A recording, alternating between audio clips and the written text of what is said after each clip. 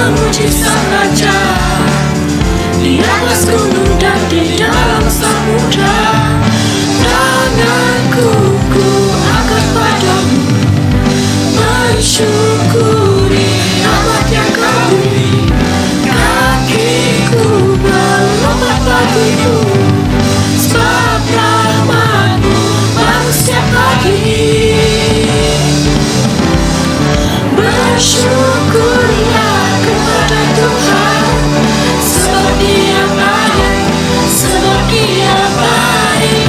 Bahwasanya untuk selamanya kasih setianya, kasih setianya.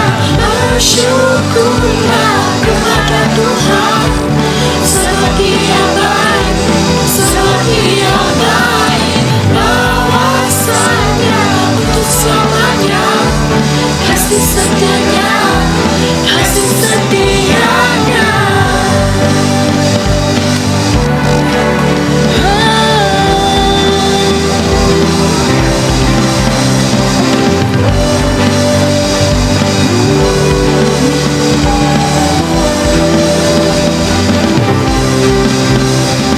Tanganku ku angkat padamu, mensyukuri rahmat yang Kau beri.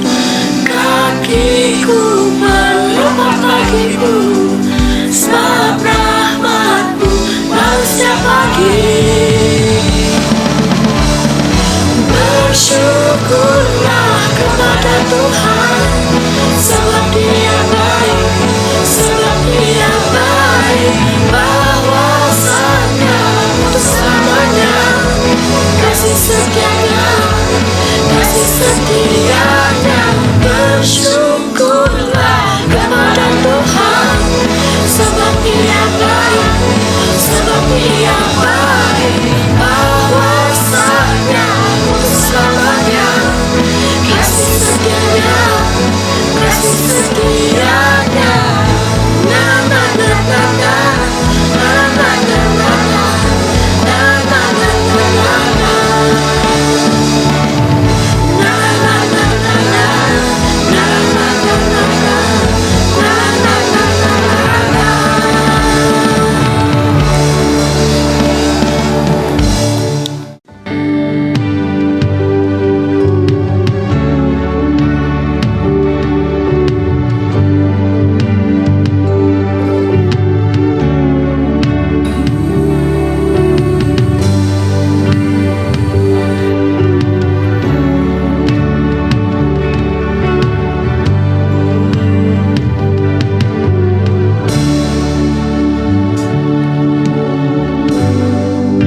Kekuatan di jiwaku, ketenangan batinku ada dalam hadirat-Mu.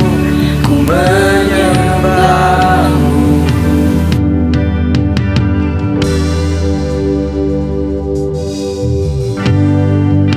Tersungkur ku di kaki-Mu, rasakan hadirat-Mu. Takkan ku melepaskan-Mu, Kau cahaya bagiku. Mengiring-Mu seumur hidupku, masuk dalam rencana-Mu Bapa. Pikiranku, kehendakku, ku serahkan padamu.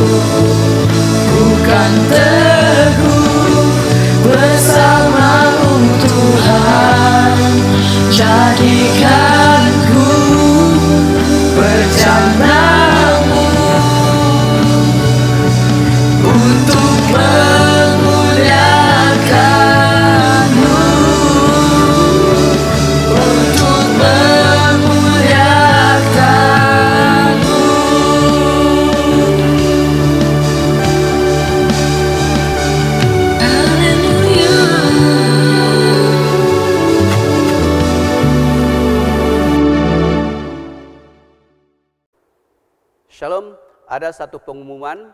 Pada minggu depan 19 hari bulan 7 kita akan mula kebaktian di tempat ini, tetapi kita akan mulakan hanya kepada para pemimpin, kemudian para pelayan dan ketua-ketua kelompok sel dan keluarga mereka sahaja. Jadi belum dibuka kepada semua orang, hanya para pemimpin, para pelayan dan kepada ketua-ketua kelompok sel dan kepada keluarga sahaja untuk 19 hari bulan sampai pengumuman akan diberikan. Baru kita buka semua. Ya, terima kasih. Tuhan memberkati. Haleluya. Puji Tuhan. Pada pagi ini kita akan mendengar firman Tuhan yang saya ambil daripada Kitab Ulangan pasal yang ke-17 ayat 14 sampai yang ke-20. Sebelum itu saya tergerak untuk berterima kasih kepada semua yang terlibat dalam pelayanan sepanjang PKP bulan 3, 18 hari bulan yang lalu, sampailah pada hari ini PKPP 12 hari bulan 7, lebih kurang 4 bulan kita berada dalam pelayanan online. Terima kasih juga untuk para pengkhotbah, pembicara-pembicara firman Tuhan. Tuhan memberkati Anda semua. Terima kasih untuk kru, ya tim untuk multimedia. Tuhan memberkati kamu semua. Praise and worship dan semua yang terlibat. Anda telah memberikan sebuah warisan kepada gereja Grace Assembly ini, maupun kepada ramai orang yang telah mendengar dan mengikuti pelayanan online kita. Saya dedikasi dan saya berdoa Anda semua yang telah memberikan warisan rohani kepada semua orang, Tuhan memberkati dengan berlimpah-limpah. God bless you. Nah, saya membawa saudara-saudara pada hari ini firman Tuhan yang saya ambil dari Kitab Ulangan 17 ayat 14 sampai yang ke-20. Firman Tuhan berkata demikian. Apabila engkau telah masuk ke negeri yang diberikan kepadamu oleh Tuhan Allahmu dan telah mendudukinya dan diam di sana, kemudian engkau berkata, aku mau mengangkat raja atasku seperti segala bangsa yang di sekelilingku.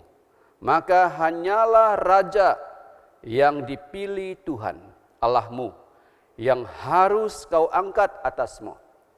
Dari tengah-tengah saudara-saudaramu haruslah engkau mengangkat seorang raja atasmu. Seorang asing yang bukan saudaramu tidaklah boleh kau angkat atasmu.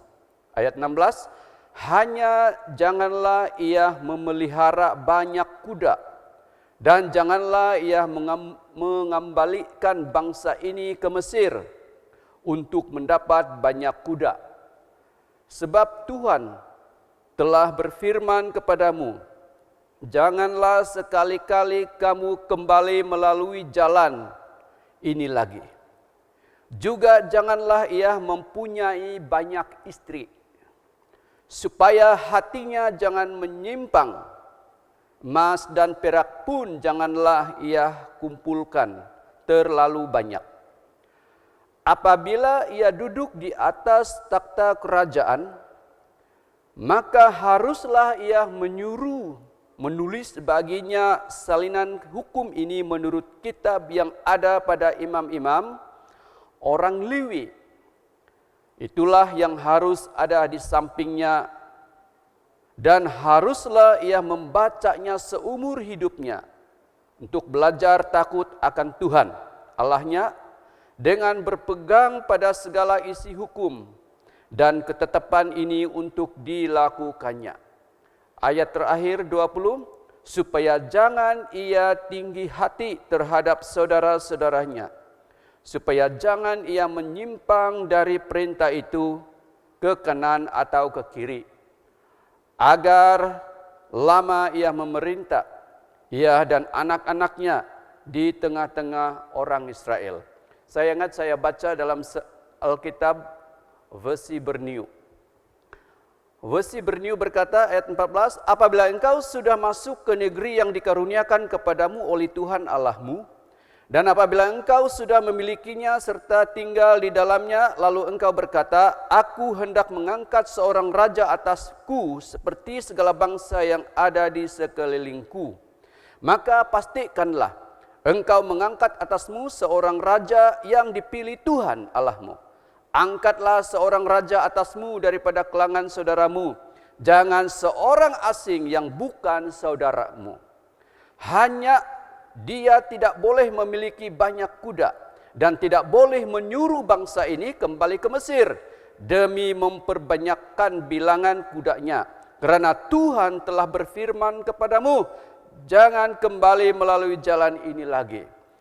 Tidak boleh dia mempunyai banyak istri, supaya jangan hatinya menyimpang. Begitu juga dia pun tidak boleh mengumpulkan terlalu banyak perak dan emas bagi dirinya sendiri. Apabila dia bersemayam di atas takhta kerajaannya, hendaklah dia menuliskan untuk dirinya salinan hukum ini menurut kitab suci Taurat yang ada pada para imam Lewi. Hendaklah salinan itu senantiasa ada padanya, dan hendaklah dibacanya seumur hidupnya, supaya dia belajar bertakwa kepada Tuhan Allahnya dengan berpegang teguh dan mengikut semua kata dalam hukum Taurat ini serta kanun-kanun ini. Dengan demikian, tidaklah dia meninggikan diri terhadap para saudaranya dan tidak menyimpang daripada perintah itu, baik ke kanan maupun ke kiri, sehinggalah lamalah tempuh pemerintahannya dan pemerintahan anak-anaknya dalam kalangan orang Israel. Demikianlah firman Tuhan. Tuhan, terima kasih buat firman ini ya Tuhan Yesus. Terima kasih buat firman ini yang kau berikan buat hamba-Mu dan kami semua dan setiap orang mendengar. Firman-Mu ini telah engkau berikan kepada hamba-hamba-Mu orang Israel yang akan nanti memasuki tanah perjanjian yang engkau berikan bagi mereka. Dan engkau berfirman terlebih dahulu bagi mereka, bahawa apabila bangsa ini masuk ke tanah perjanjian, lalu mereka mengangkatkan seorang raja untuk memerintah bagi mereka, maka engkau berkata, hendaklah orang-orang ini, hendaklah raja ini akan hidup penuh dengan firman Tuhan. Harus mengikuti persyaratan-persyaratan yang aku berikan kepadamu. Dan persyaratan-persyaratan itu untuk memegang sebagai seorang raja ada di dalam ayat 14 sampai yang ayat yang ke-20 ini. Terima kasih Tuhan Yesus, terpujilah nama-Mu. Kami serahkan firman sepenuhnya ke dalam tangan-Mu dan kepada kekuasaan Roh Kudus.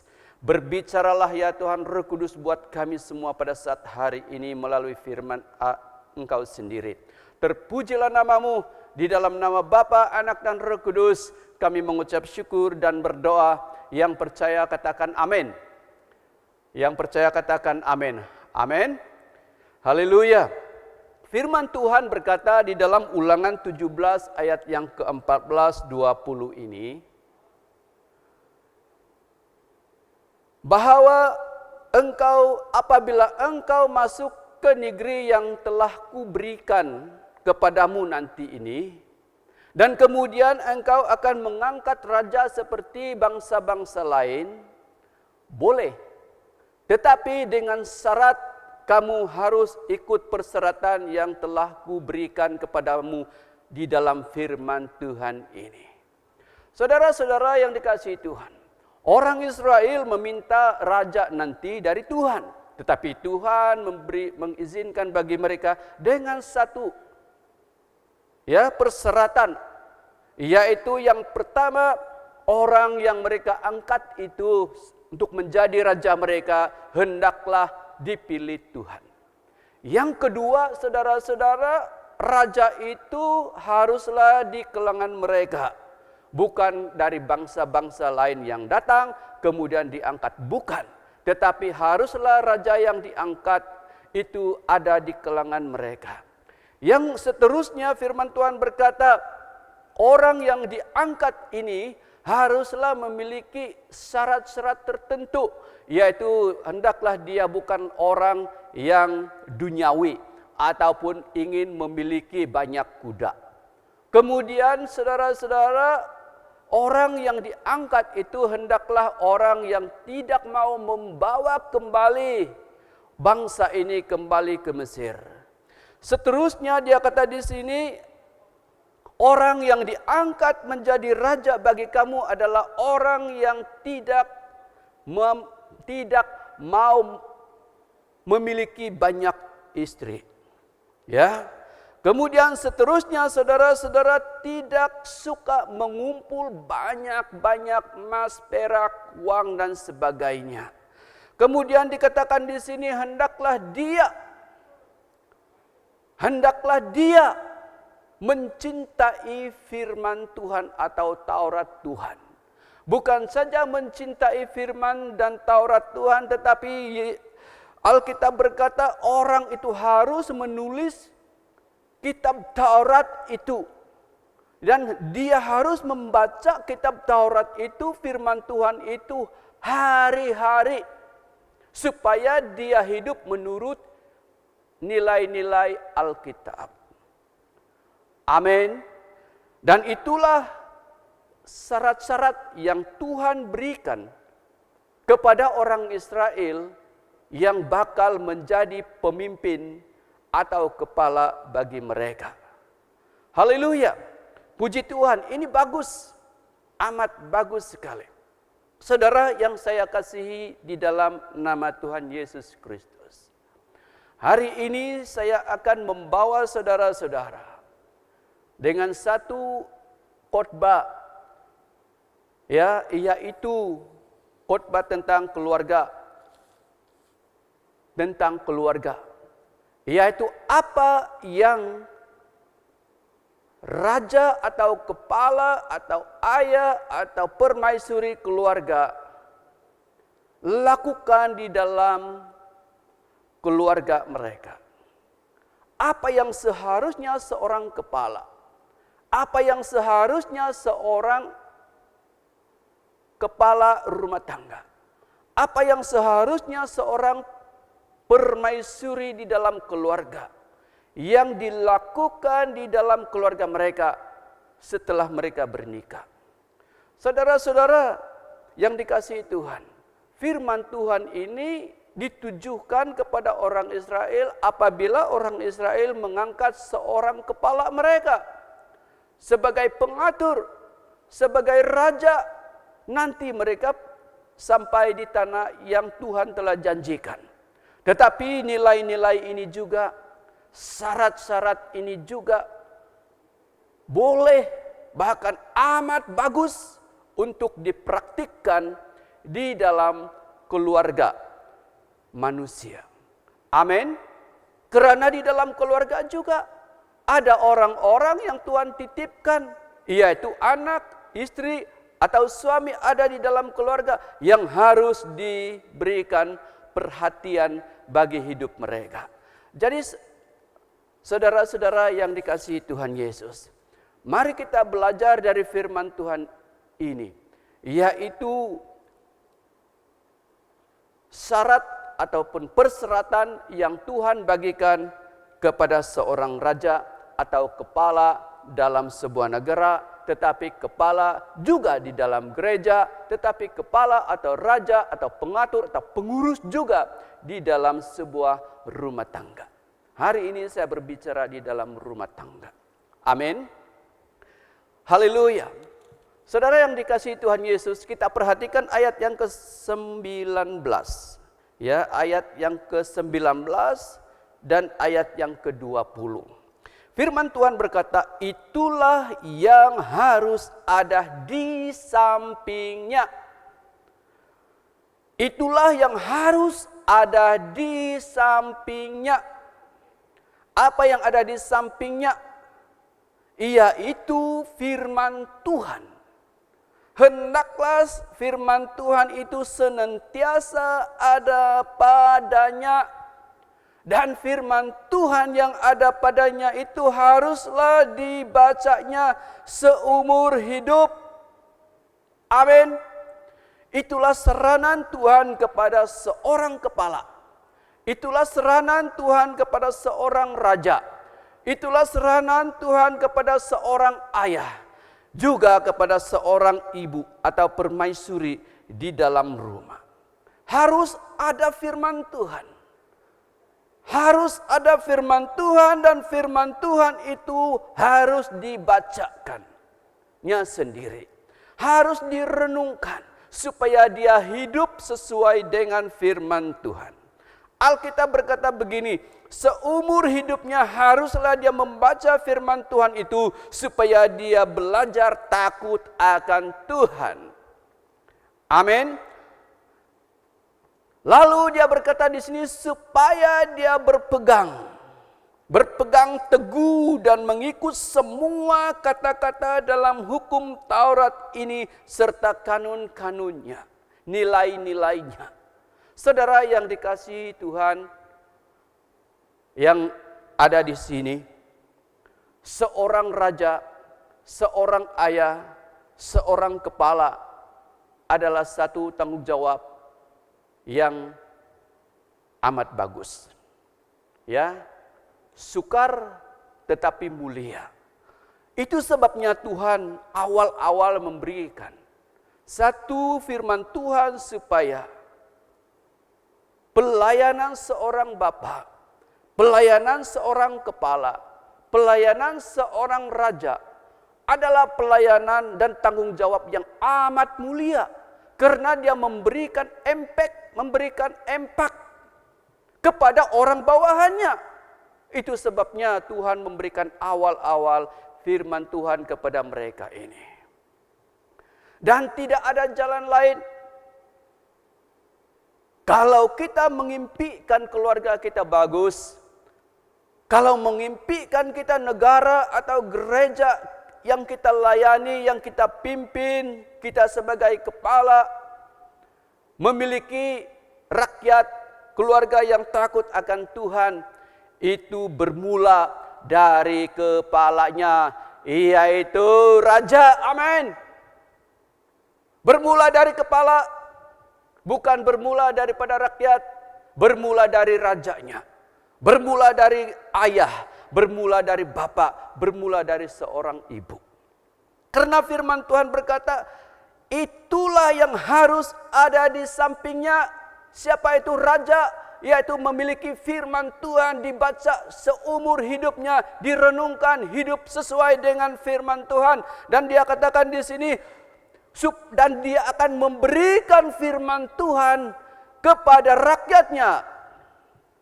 Bukan hanya dia sendiri, tetapi firman Tuhan yang dia miliki itu harus disampaikan, harus diberikan, harus diwariskan kepada orang-orang di bawahnya.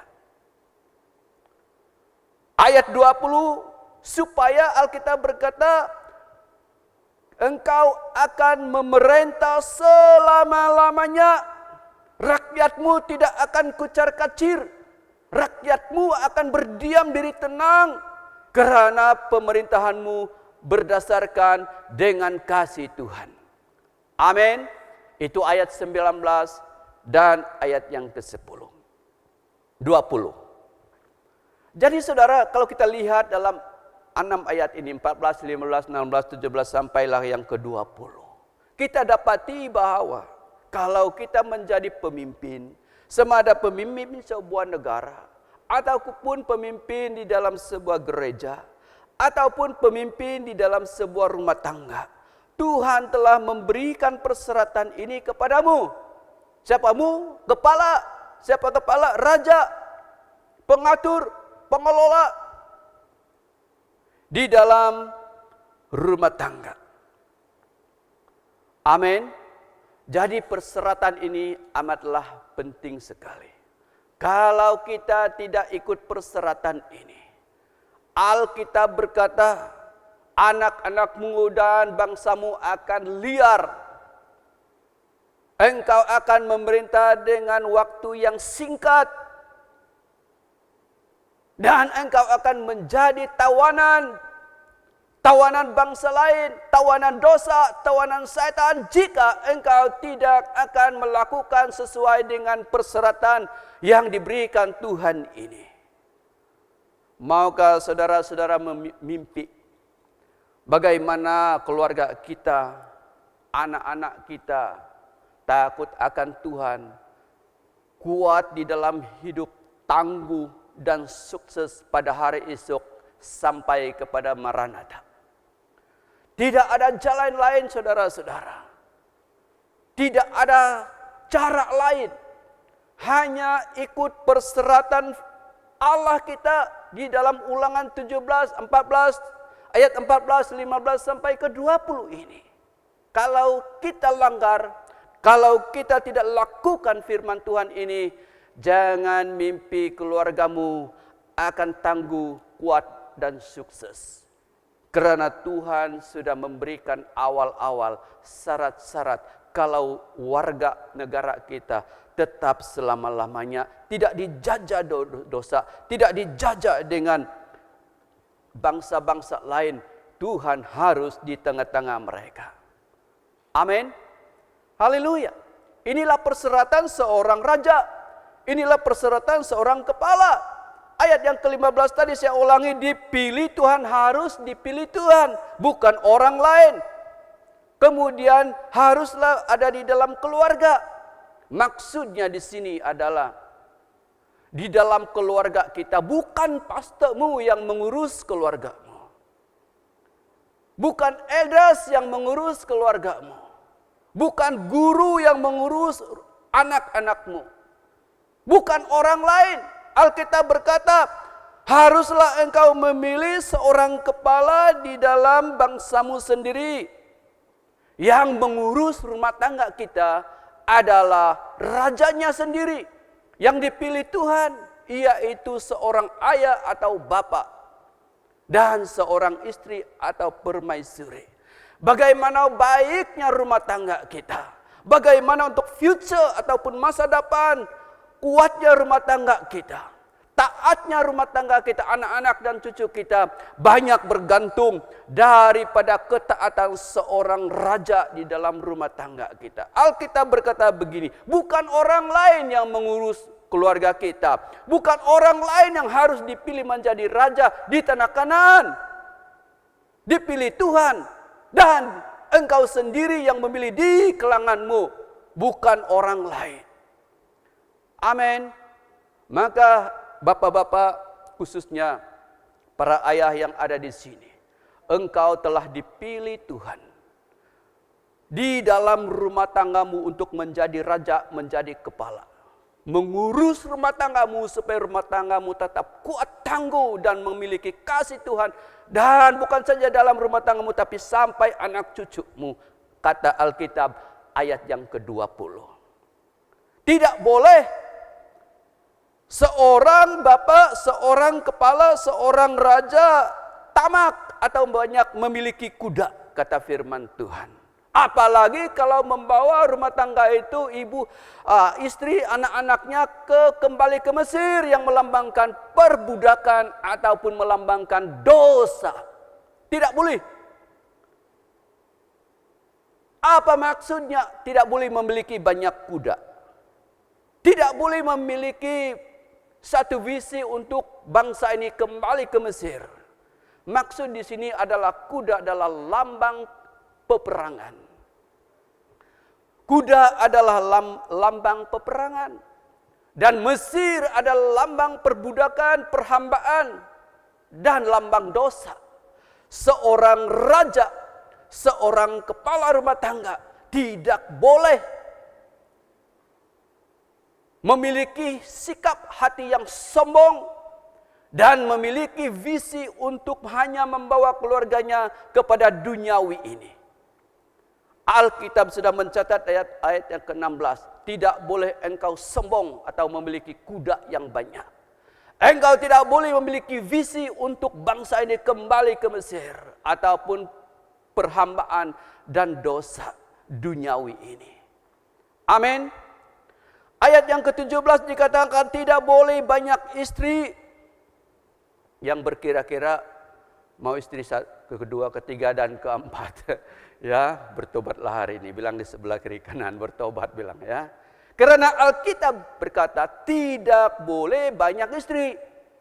Maksudnya tidak boleh melebihi satu. Kalau dua itu sudah banyak.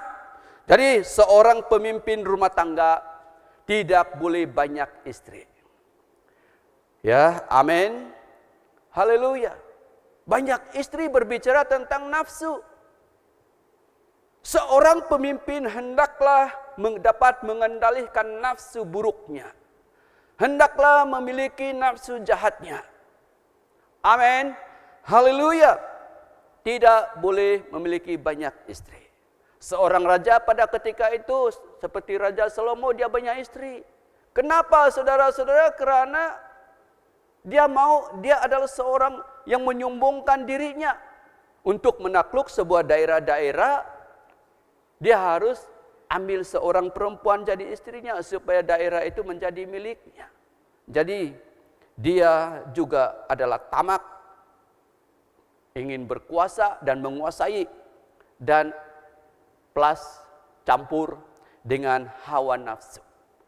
Seorang kepala rumah tangga, seorang raja tidak boleh memiliki banyak istri atau memiliki nafsu duniawi, ya, atau menguasai dengan nafsu. Tidak cinta harta. Alkitab berkata di sini tidak cinta harta, janganlah memperbanyakkan emas, perak dan sebagainya. Haleluya. Karena orang yang tamak selalunya akan mengalami malapetaka di dalam dirinya dan kepada rumah tangga. Saya sebagai gembala, saya sebagai pastor 26 tahun. Banyak melihat orang-orang yang kejar harta. Dia pergi ke negara lain, dia tinggalkan istri yang sedang mengandung demi harta, demi memperbanyakkan hartanya. Saudara-saudara, apa yang terjadi? Orang yang memperbanyakkan harta tamak, pulang sudah dewasa. Anak-anak menjadi yatim piatu. Itu yang terjadi kepada orang yang tamak. Itu sebabnya firman Tuhan berkata, orang yang menjadi kepala, orang yang menjadi raja, orang yang ingin mengurus rumah tangga atau gereja ataupun sebuah negara, haruslah dia bukan orang yang tamak. Karena orang tamak banyak hal yang akan berlaku malapetaka dalam pimpinannya. Berapa banyak orang yang dewasa hari ini karena seorang kepala rumah tangga mencari harta benda yang lebih-lebih. Berapa banyak orang yatim piatu manusia hari ini karena gara-gara kepalanya tamak dengan harta benda ini. Tuhan memberikan satu perintah. Seorang kepala, seorang pengurus rumah tangga, hendaklah memperhatikan ayat yang ke-17 ini. Jangan memprioritaskan harta benda dunia ini, karena harta benda dunia ini adalah fana. Amin. Ayat 18 dan 19 dikatakan di sini, seorang kepala, seorang raja, seorang pengurus haruslah memiliki, yaitu cinta akan Tuhan, mencintai firman Tuhan. Itu yang Tuhan suruh, yaitu mencintai Tuhan dan firman-Nya. Ayat yang ke-19 dia berkata di sini, dia harus belajar firman Tuhan seumur hidupnya. Berpegang firman Tuhan seumur hidupnya. Supaya dia akan berjalan melakukan perkara-perkara pelayanannya di dalam rumah tangganya seturut dengan nilai-nilai firman Tuhan. Amin. Haleluya. Saudara yang saya kasihi di dalam nama Tuhan Yesus Kristus. Apabila Tuhan memberikan firman Tuhan ini, dan engkau sebagai ayah, engkau sebagai bapa, dan engkau sebagai kepala dalam rumah tangga tidak memperhatikan firman Tuhan ini, jangan mimpi, jangan salahkan Tuhan, jangan salahkan sesiapa. Jika keluargamu akan berpecah belah, jika anak-anakmu menjadi liar, jika rumah tanggamu akan pupus, jangan salahkan Tuhan, jangan salahkan sesiapa.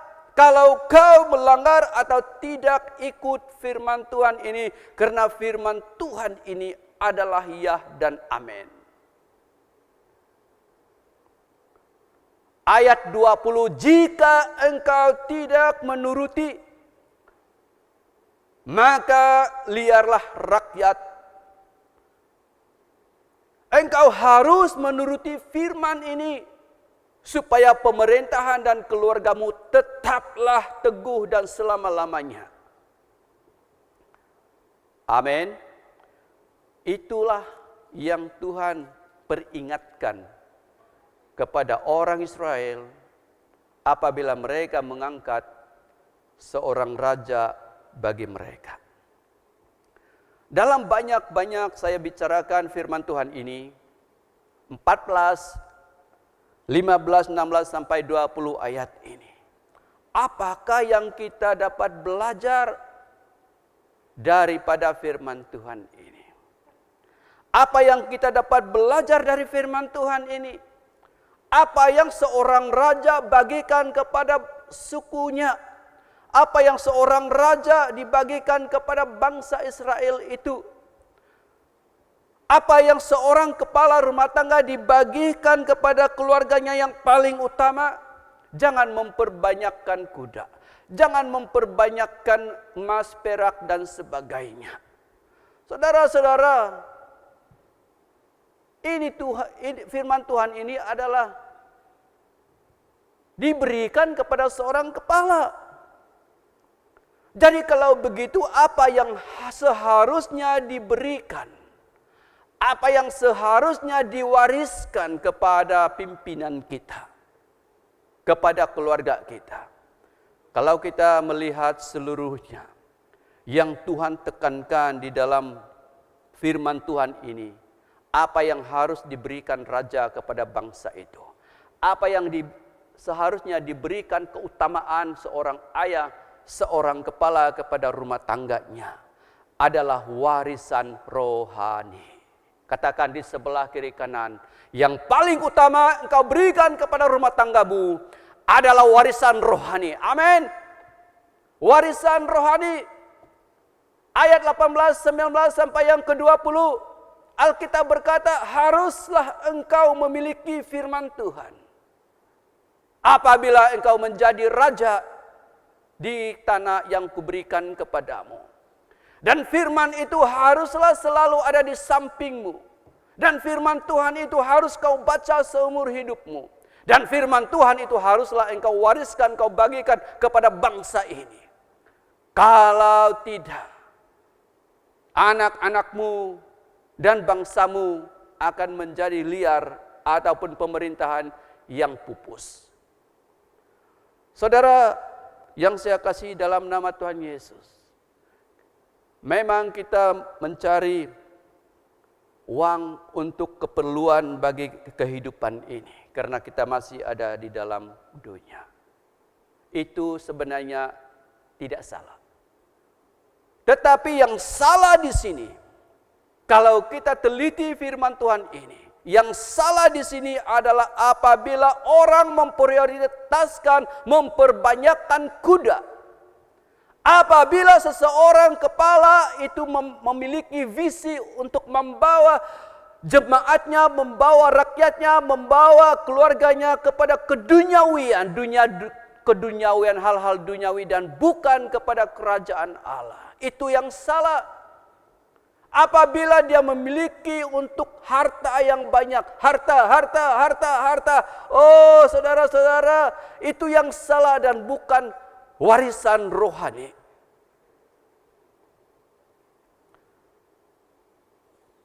Bapak Ibu yang terkasih, apa yang Tuhan sarankan di sini adalah berikanlah kepada keluarga kita warisan rohani, karena warisan rohanilah yang akan bertahan sampai Maranatha.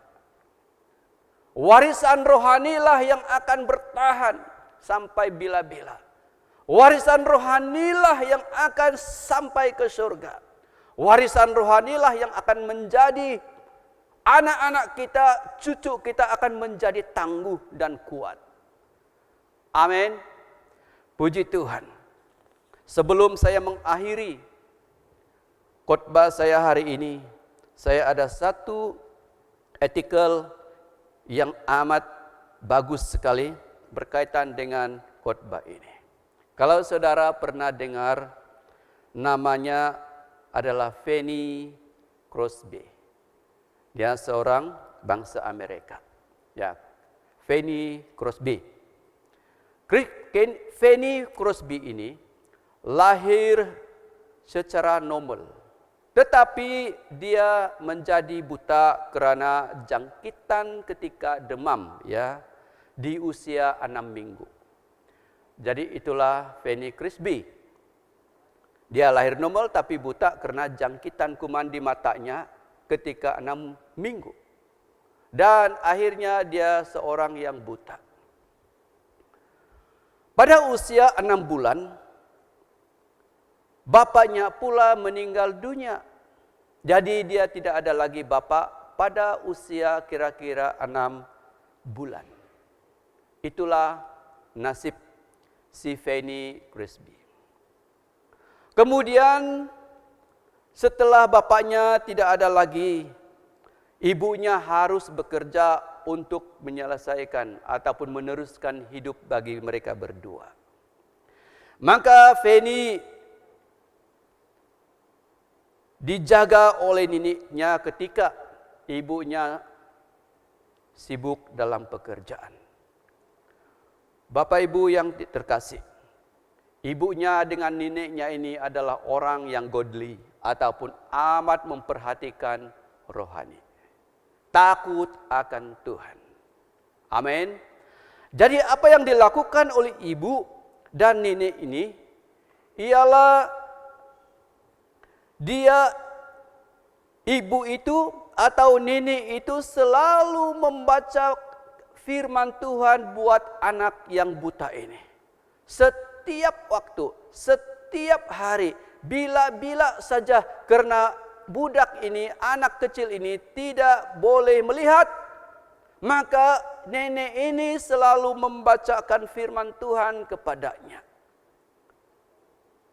Apa yang terjadi, saudara-saudara,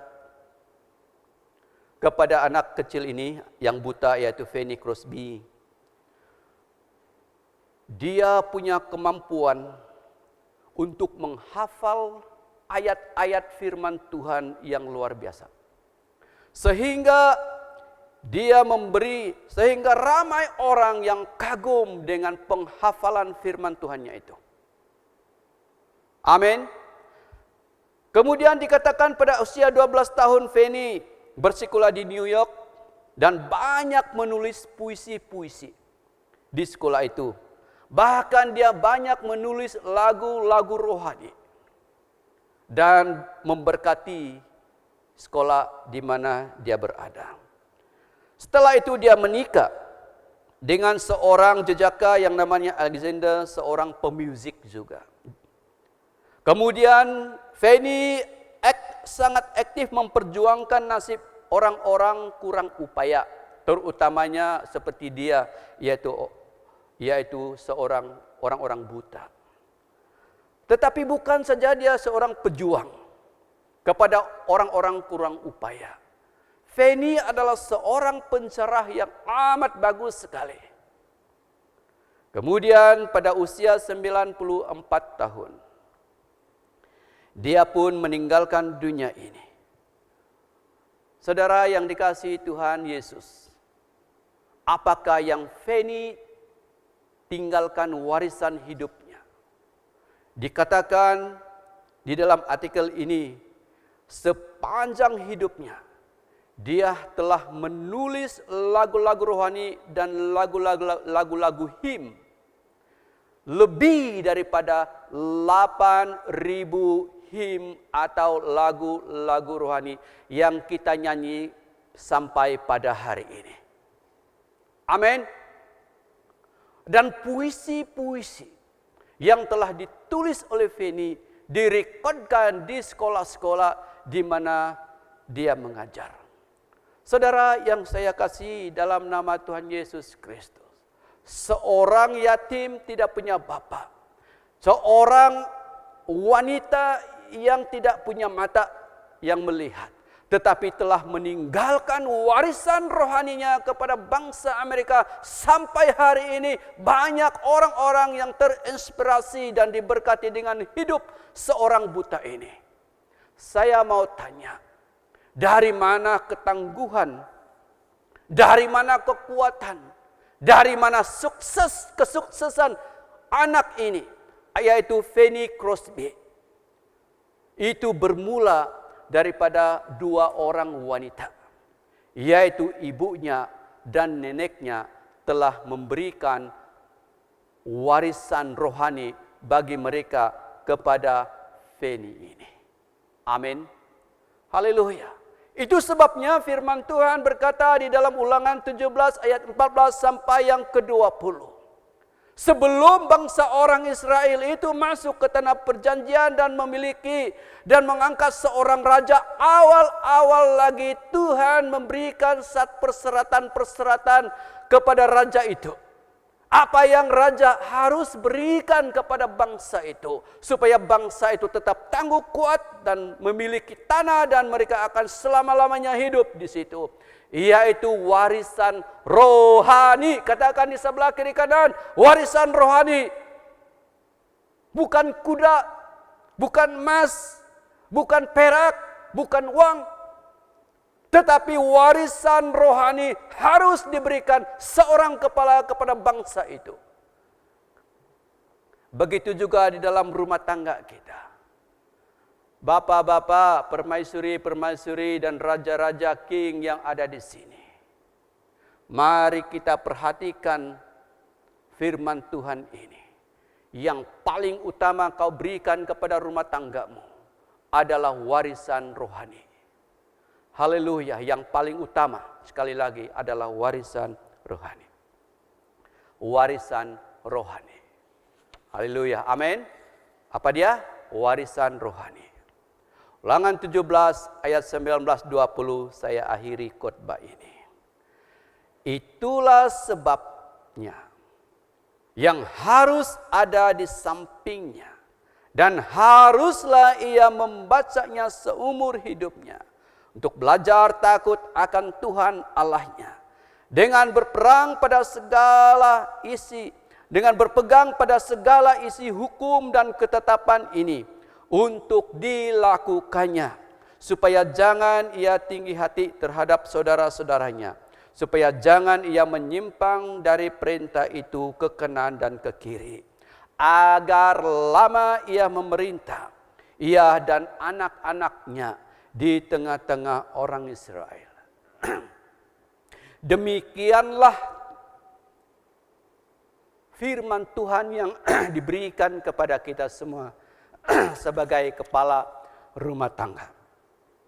Inilah yang harus dilakukan oleh seorang kepala.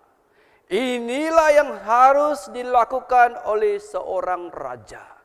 Inilah yang seharusnya dilakukan seorang ayah dan permaisuri, seorang ibu dalam rumah tangga, yaitu warisan rohani. Katakan di sebelah kiri kanan, warisan rohani. Amin, warisan rohani. Mari kita berdoa.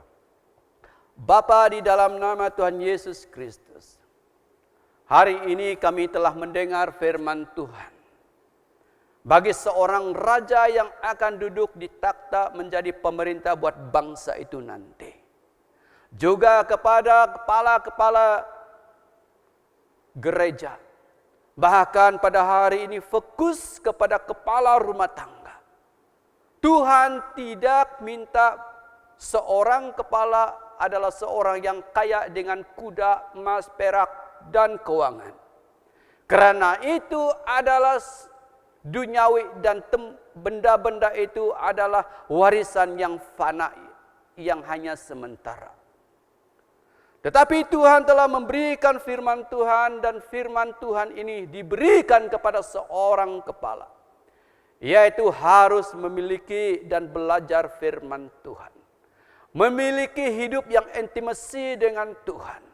Bukan sehari dua, tetapi seumur hidupnya. Tuhan, kami berdoa, Tuhan Yesus, supaya kami menjadi kepala rumah tangga yang takut akan Tuhan. Menjadi kepala rumah tangga yang akan memberikan warisan rohani lebih daripada yang lain. Tuhan, ampuni kami ya Tuhan Yesus. Ampuni gerejamu ya Tuhan Yesus. Ampuni bapak-bapak, para raja-raja ya Tuhan Yesus, yang hanya terfokus memberikan hal-hal yang fana, tetapi tidak terfokus, tidak memprioritas, mengutamakan hal-hal rohani yang seharusnya mereka berikan, mereka wariskan kepada anak-anak, kepada pimpinan mereka. Tapi hari ini, Tuhan, kami berdoa, supaya setiap bapak-bapak, setiap raja, setiap kepala, setiap pengatur memprioritaskan warisan rohani kepada pimpinannya. Terpujilah namamu. Di dalam nama Bapa, di dalam nama Anak dan Roh Kudus, kami mengucap syukur dan berdoa. Yang percaya katakan amin. Yang percaya katakan amin. Tuhan memberkati, Tuhan memberkati. God bless you. Amin.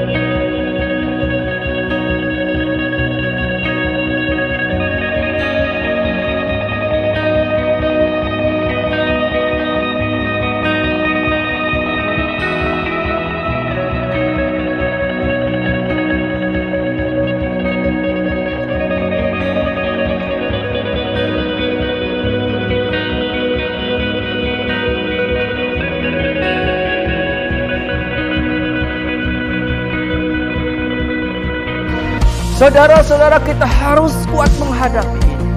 Kalau kita tidak kuat, kita akan kalah. Sekali lagi saya ulangi, kalau kita lemah, kalau kita tidak kuat dalam kasih karunia Tuhan, kita akan mengalami kekalahan. Saya mendorong kepada saudara-saudara yang ada di sini. Saya mendorong kepada saudara-saudara yang ada di luar di sana. Jangan mengalah apa yang kita sedang hadapi pada saat ini. Firman Tuhan berkata, jadilah kuat di dalam kasih karunia, di dalam Yesus Kristus Tuhan kita. Kuatkanlah imanmu, pernah dikatakan oleh Yosua. Jadi ini yang Tuhan anjurkan, bukan bimbang, bukan takut, bukan gelisah, tapi berwaspadalah, berjaga-jagalah. Kuatkan iman, fokus kepada Tuhan. Amin. Anugerahmu kepadaku tak pernah berubah. Perbuatanmu terlukiskan di dalam hati. Tercengang budi buatmu, bukan wajahmu. Tak henti segenap nafasku, menyembahmu selalu. Ku puji, ku sembah, tiada sepertimu. Ku ingin hidup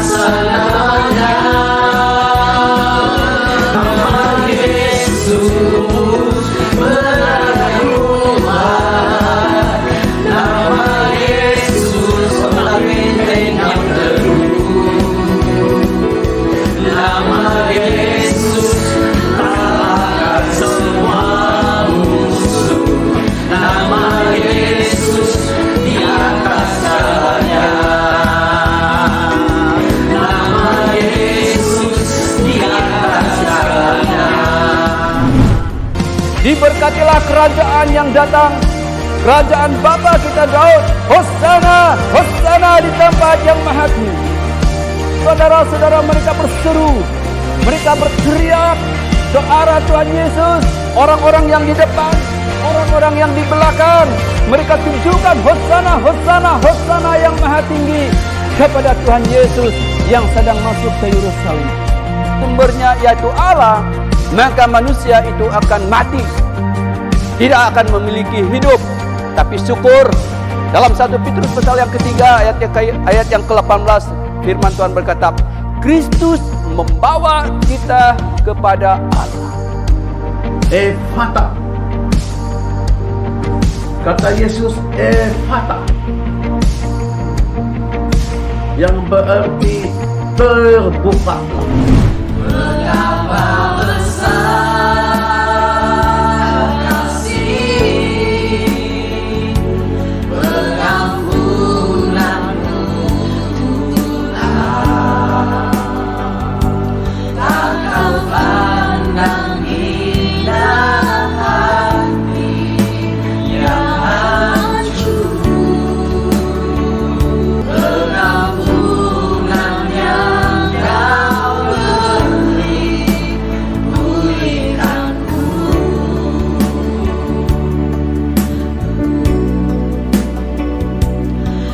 Pengampunan yang kau beri pulihkanku.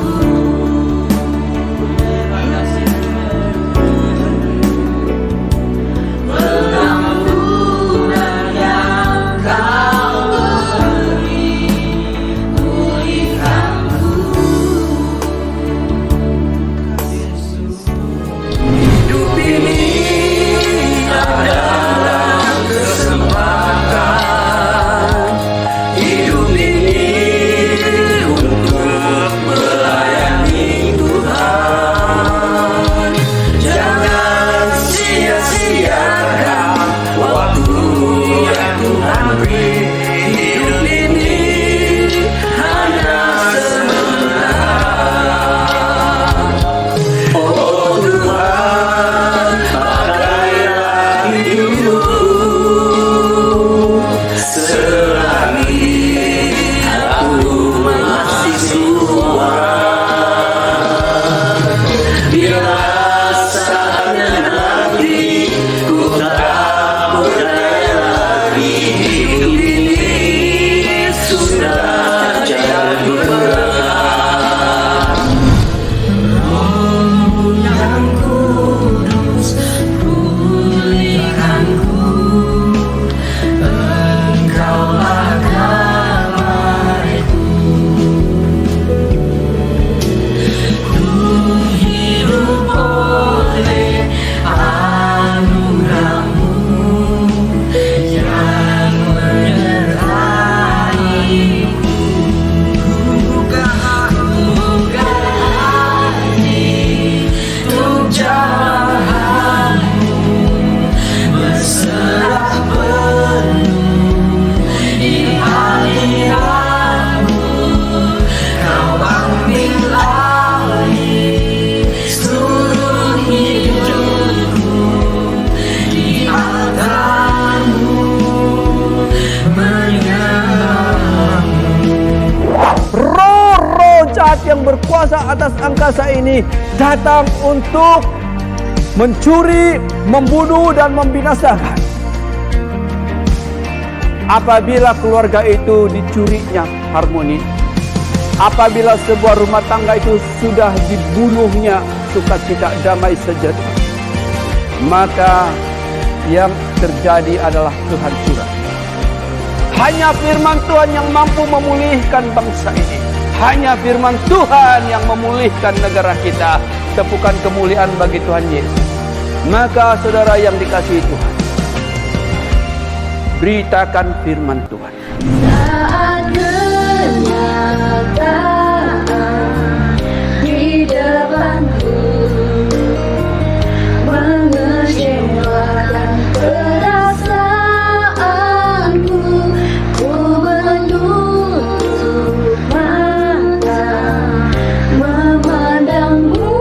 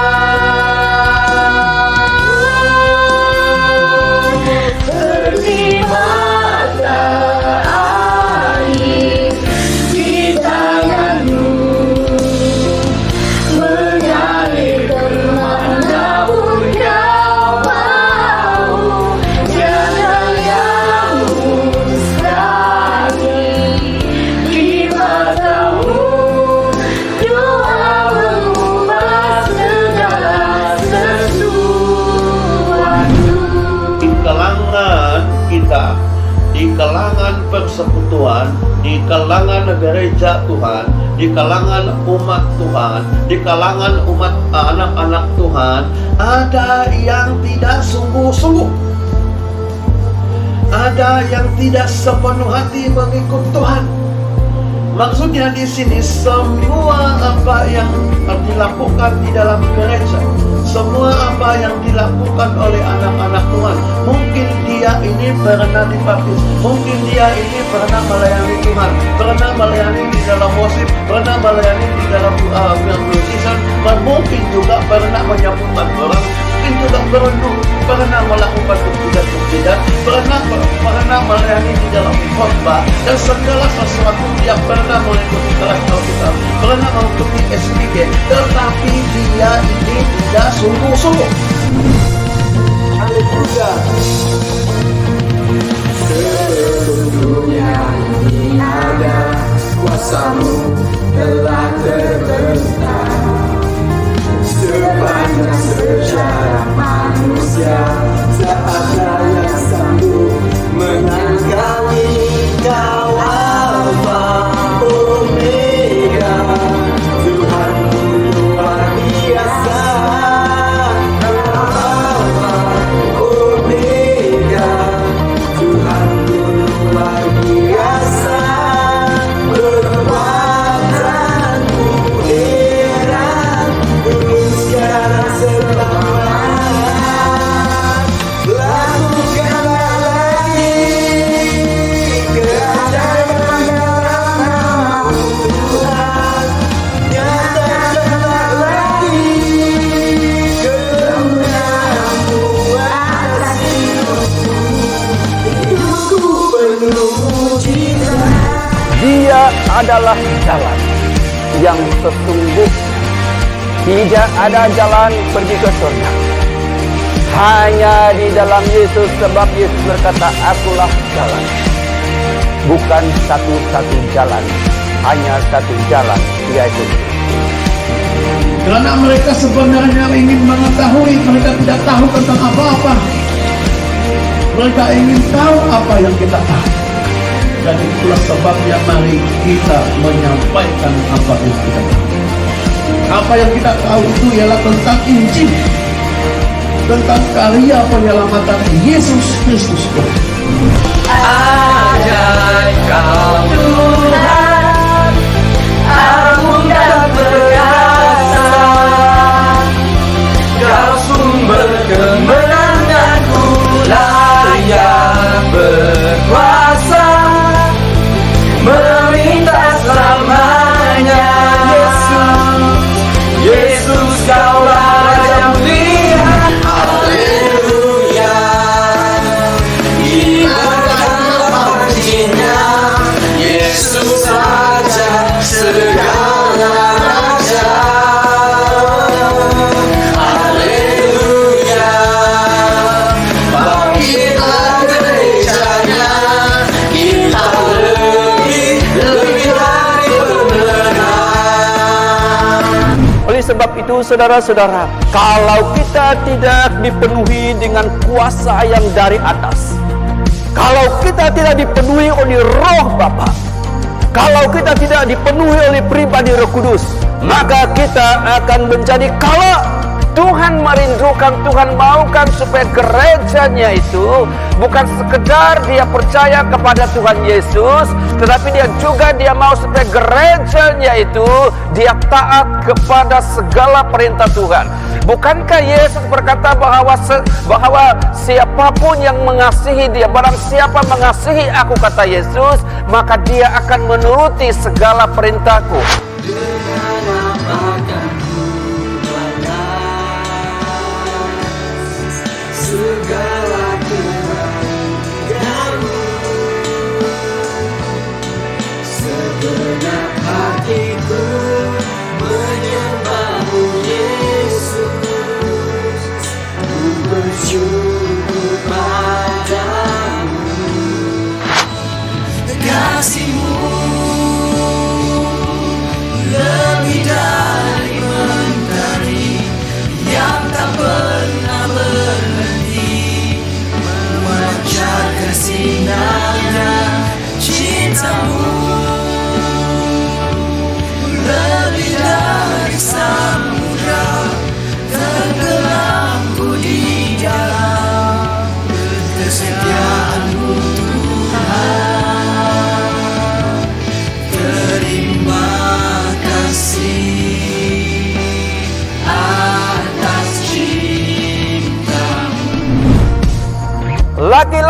itu adalah kepala bagi rumah tangga. Laki-laki itu adalah kepala bagi wanita, bukan wanita. Maka di dalam rumah tangga kita, saudara-saudara, ya, di rumah tangga kita, laki-lakilah yang menjadi kepala, menjadi bertanggung jawab sepenuhnya bagi keharmonian dan kebaikan bagi rumah tangga. Katakan amin, bapak-bapak. Sejauh mana saudara mencintai Tuhan, sejauh mana saudara menghargai Tuhan lebih daripada segalanya dalam hidup. Saya percaya saudara, yang saya kasihi dalam nama Yesus. Yesus berkata seperti ini, bahwa kasihilah Tuhan Allahmu dengan segenap hatimu.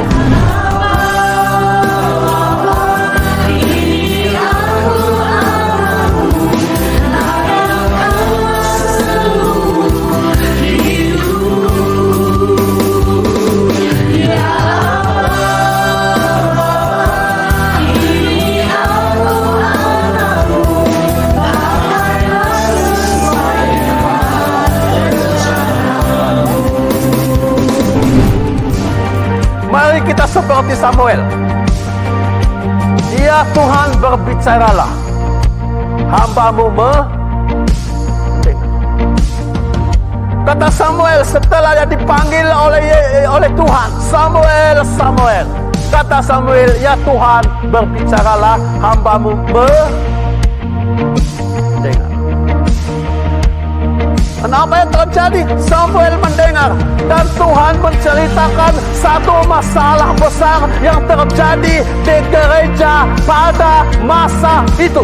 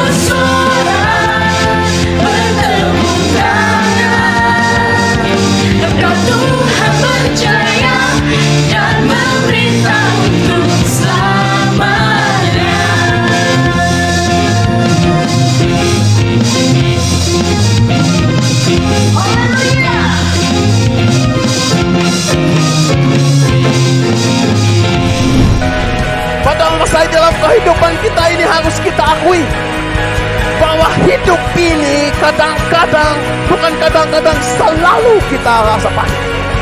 Selalu kita merasa benci. Benci dengan ibu bapak, benci dengan sesiapa, benci dengan mentua, benci dengan menantu, benci dengan majikan, benci dengan bos, benci dengan sesiapa, benci dengan segalanya, dan benci, dan benci, dan benci. Kata Tuhan, jangan engkau tinggal di situ. Engkau harus melangkah ke hadapan. Engkau harus meninggalkan kebencian itu, karena itu adalah hanya sementara. Tetapi yang selalunya yang paling menyakitkan ialah apabila hati kita dilukai, perasaan kita dilukai oleh orang yang paling rapat dengan kita, oleh ibu bapak kita, oleh adik-beradik kita, oleh saudara kita, oleh pemimpin kita, oleh seseorang yang kita sayang. Kita dilukai hati dan perasaannya. Itu adalah onak duri yang orang Israel lalui di padang gurun. Tapi kata Tuhan, terus melangkah ke depan, kaki ke depan, karena semuanya itu adalah sementara.